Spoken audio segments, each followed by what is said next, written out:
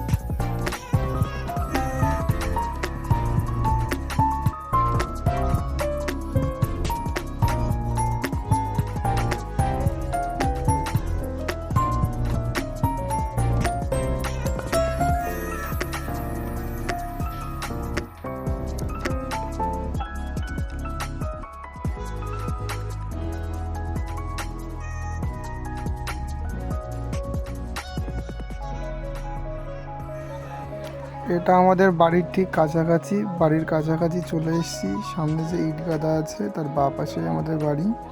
আজকের ভিডিও এই পর্যন্ত। নেক্সট ভিডিও আবার